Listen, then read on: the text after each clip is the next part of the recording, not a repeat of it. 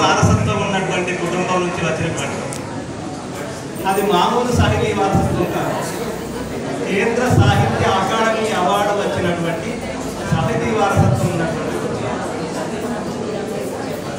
ఒకటైతే మిత్రుడు వృత్తిరీత్యా హిందీ బోధించే ఉపాధ్యాయుడు, ప్రాంతీయ భాష మాతృభాష అయినటువంటి తెలుగు చదువుకున్నటువంటి తనకి హిందీ తెలుగు రెండింటిని అధ్యయనం చేసేటువంటి అవకాశం ఉంది. ఒక తెలుగు మాత్రమే చదువుకొని తెలుగు కవిత్వాన్ని అర్థం చేసుకునేటువంటి వాళ్ళకన్నా హిందీ తెలుగు రెండింటినీ చదివి అర్థం చేసుకొని ఆ క్యాన్వాస్ ఎక్కువ కాబట్టి సాహిత్యాన్ని పరిశీలించి పరిశోధించి తను కవిత్వం రాసినట్టు మనకి ఇందులో ఉన్నటువంటి కవితలు చూస్తే అర్థమవుతుంది. తను ప్రాంతీయత నుండి అంతర్జాతీయ వరకు వస్తువులను తీసుకోవడానికి జరిగింది. ఈ వస్తువులను కవిత్వీకరించినటువంటి విధానాన్ని చూసినట్టయితే ఇందులో మనకి ఏదో పొద్దున కూర్చుని సాయంత్రం వరకు ఒక కవిత 2 కవితలు రాసినట్టు మనకు అనిపిస్తుంది.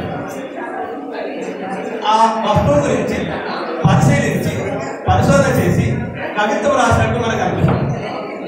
మీరు ఏ కవితను తీసుకున్నా చాలా మంది మన వాట్సాప్లో వస్తువు ఇయ్యంగానే టకామని 2-3 కవితలు రాసి పడేస్తున్నారు. అందులో సాంద్రత ఉండదు.